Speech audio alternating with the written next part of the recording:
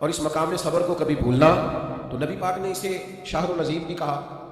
اسے شہر المبارک بھی کہا، شہر الصبر بھی کہا۔ پھر نبی پاک صلی اللہ علیہ وسلم نے فرمایا بشہر المواسات، فرمایا یہ مواسات کا مہینہ ہے، یہ غم خاری کا مہینہ ہے، دوسروں کا خیال کرنے کا مہینہ ہے، دکھ بانٹنے کا مہینہ ہے۔ ہم نے نا اپنے دیہاتوں میں ایک بات دیکھی کہ جو بچیاں بیاہ کے چلی جاتی تھی نا، رمضان کا مہینہ آتا تھا تو ماں باپ کہتے تھے کہ اسے کہو کہ رمضان یہی نہیں آ جاتی، روزے یہیں رکھ لے۔ اچھا یہ نہیں بنا ہوتا تھا تو آخری 4-5 دن یا آخری اشرا کہتے تھے کہ بیٹی کو بھی اور نواسے نواسیوں کو بھی بلا نہ لے، ذرا یہیں پہ کر لیں، تھوڑا سا یہاں آ جائیں اور تھوڑا سا ہم خدمت کریں، تھوڑا کھلائیں پلائیں۔ ہم نے یہ دیکھا کہ لوگ نا رمضان المبارک کا خاص اہتمام کرتے، یعنی افطار کا شوق ہوتا کہ میں کسی کو افطار، اب تو خیر افطاریاں سیاسی ہو گئی، اب تو گاہک پکے کرنے کے لیے افطاری ہوتی ہے، پارٹیوں کی افطاری ہوتی ہے، اب تو سیاسی افطاری ہوتی ہے، اب تو ووٹ شوٹ پکے کرنے کے لیے افطاری ہوتی ہے، اور اس میں تصویریں ہوتی ہیں اور اس کے اندر جناب وی آئی پیز کا ماحول کریں، کوئی حرج نہیں، یہ جائز ہے، کوئی منع نہیں، امیر سے امیر آدمی کی افطاری کرائیں، اچھے مقاصد کے لیے کرائیں تو بالکل جائز ہے، کوئی منع نہیں،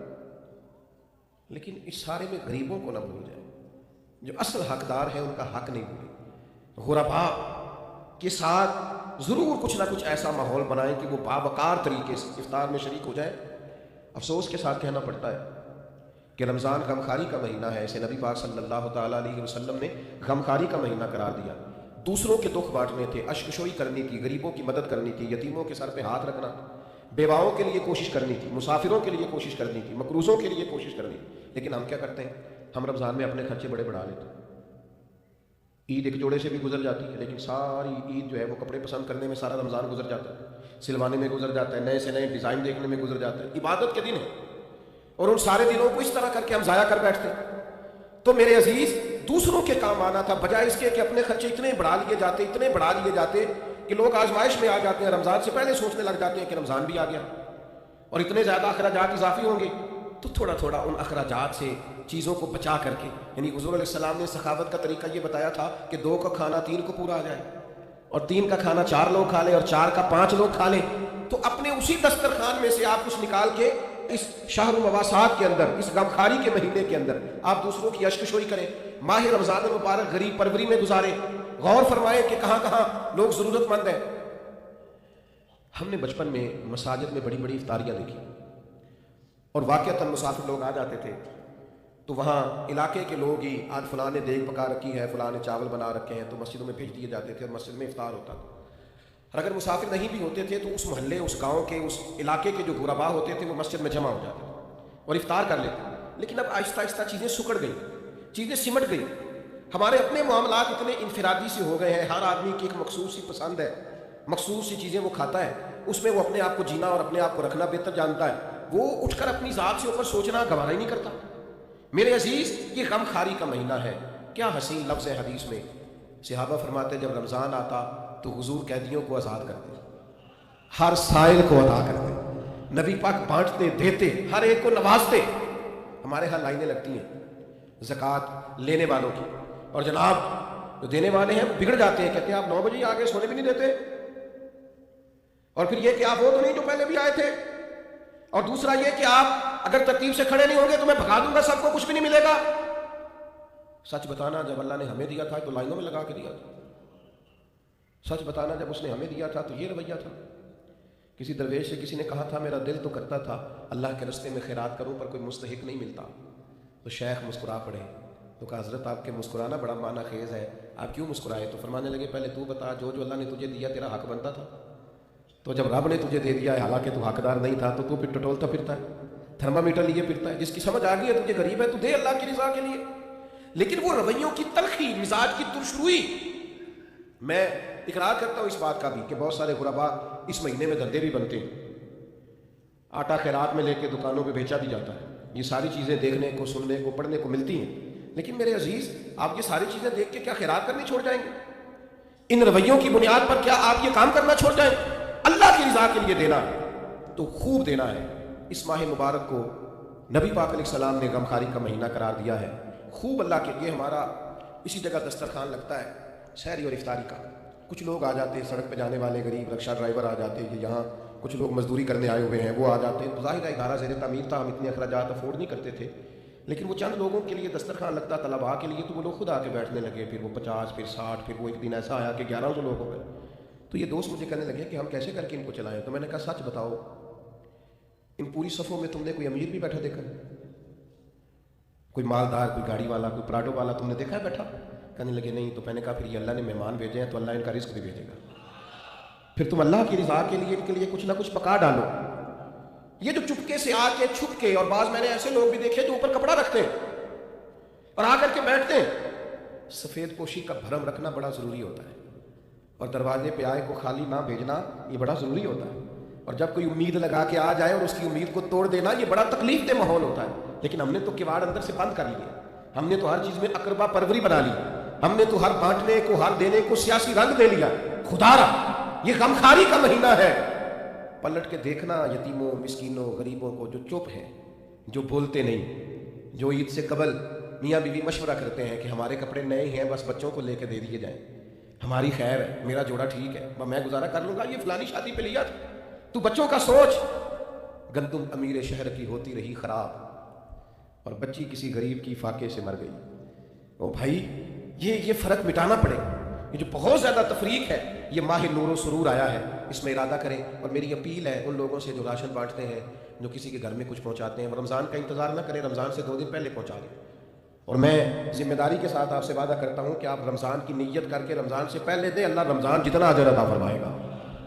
لیکن پہلے سے یہ کام کریں، اشک شوئی کریں۔ 2 باتیں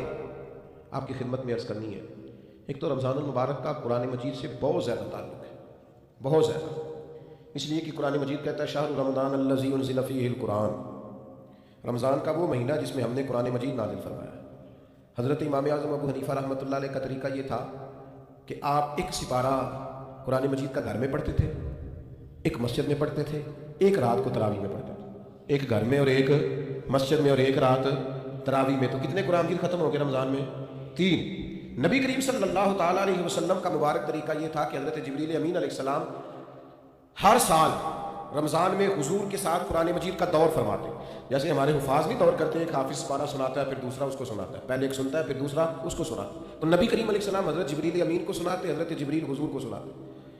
اور جس سال حضور کا وصال ہوا اس سال 2 مرتبہ نبی کریم نے دور فرمایا قرآن مجید کا۔ میں نے ایک دفعہ سفر پہ تھا، کہیں میں گیا ہوا تھا کسی پروگرام کے لیے رمضان میں، تو ایک صاحب کے ساتھ میں کھڑا ہو گیا نماز پڑھنے کے لیے تراویح، تو بڑا ہی رونے لگے وہ تراویح میں، بہت روتے جا رہے ہیں، ہچکیاں ان کو، تو میری سمجھ میں نہیں آ رہا تھا، اس لیے کہ جو آیات، جو پارہ اس دن چل رہا تھا وہ آیتیں بھی ساری رحمت والی تھی، کرم والی تھی۔ ایک ہوتا ہے کچھ ایسی آیات ہیں جن کو سن کے رونا آ گیا، لیکن میں نے کہا بھی ہو سکتا ہے رحمت پر بھی لوگ رو پڑتے ہیں، تو وہ کچھ زیادہ ہی معاملہ ایسا ہو گیا کہ ہچکیاں بننے لگیں، اور ساتھ والے لوگ تھوڑے سے محسوس کرنے لگے قربان جائے۔ وہ سلام پھیرا تو میں نے ان سے کہا خیر ہے؟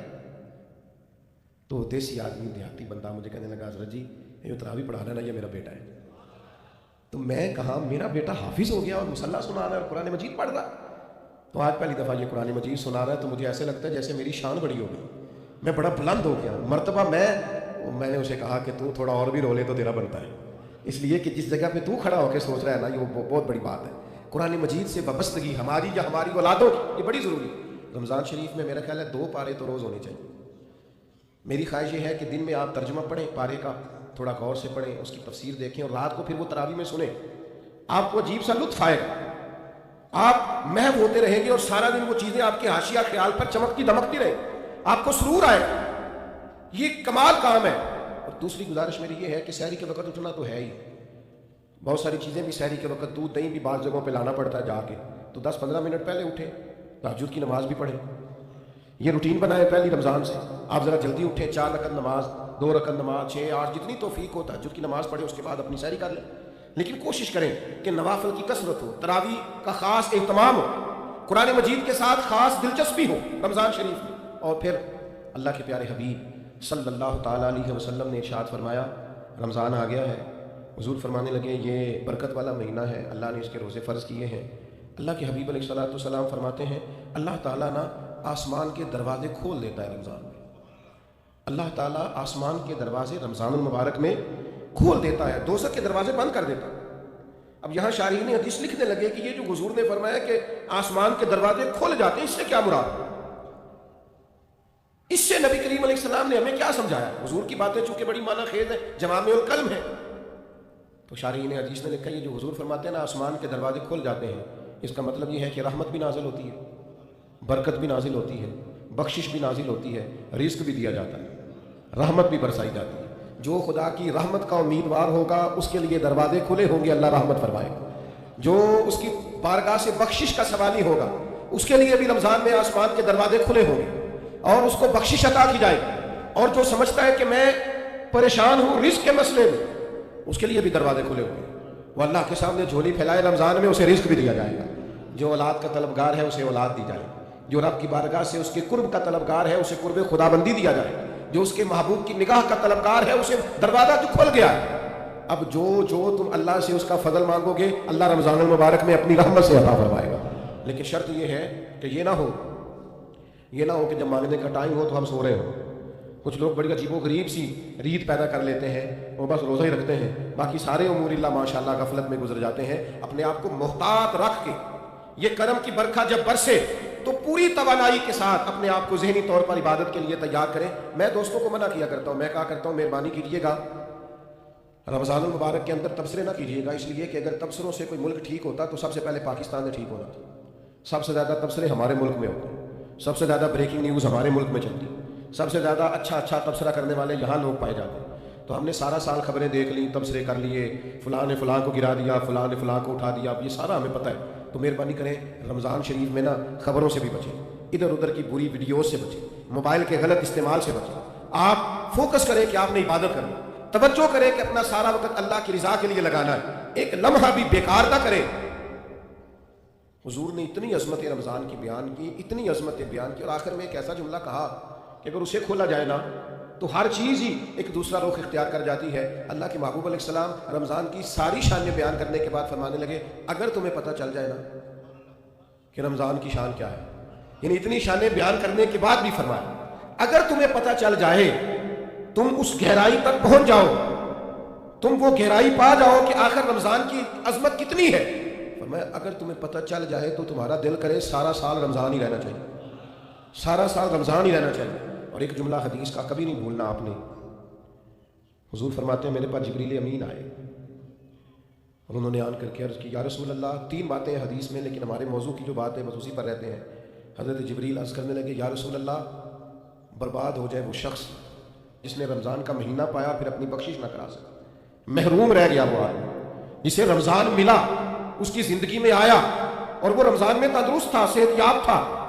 پھر رمضان کی برکات نہ سمیٹ سکا، وہ محروم رہ گیا اور وہ برباد ہو جائے، اس کی ناک خاک آلود ہو جائے۔ حضور فرماتے حضرت جبریل نے جب یہ کہا تو میں نے کہا آمین، یعنی اللہ کرے ایسا ہو جائے،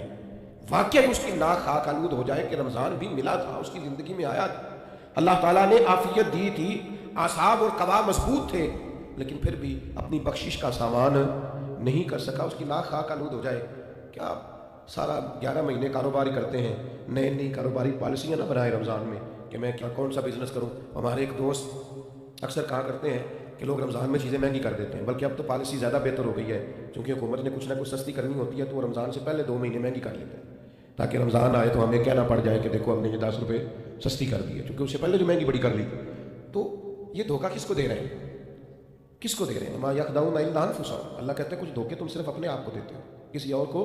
نہیں دیتے۔ رمضان کی سعادت افروز گھڑیاں ہیں، رمضان المبارک کی بخت سنوارنے والی گھڑیاں، رمضان کی نصیب چمکانے والی گھڑیاں، رب کو راضی کرنے والی گھڑیاں، رمضان کی وہ گھڑیاں ہیں جس میں جو آدمی سمجھتا ہے میں بڑا پیچھے رہ گیا ہوں وہ بھی آگے بڑھے، اللہ کی رحمت پا لے اور وہ بھی دوڑ کر کے زندگی کے سفر میں آگے نکل جائے، اللہ کی رحمت اسے ملے گی۔ لیکن خبردار ایک لمحہ بھی ضائع نہ کرنا، بیکار نہ کرنا، فضول ابحاث، فضول بحثیں، فضول کا موبائل، فضول کی گفتگو، فضول کا لہت و لالا، اپنے آپ کو بچائیں اور ذہنی طور پر اپنے آپ کو تیار کریں کہ انشاءاللہ روزے بھی پورے رکھنے، تراویح بھی وقت پہ پڑھنی ہے، تہجد کی نماز بھی رات کو پڑھنی ہے اللہ کے فضل سے، غریب کی مدد بھی کرنی ہے، جس حد تک ہو سکا میں نے دوسروں کے لیے خیر بھی جمع کرنی ہے، جد و جہد کا مزاج بھی پیدا کرنا ہے۔ یہ ضرور اپنی طبیعت کے اندر چیزوں کو پیدا کریں۔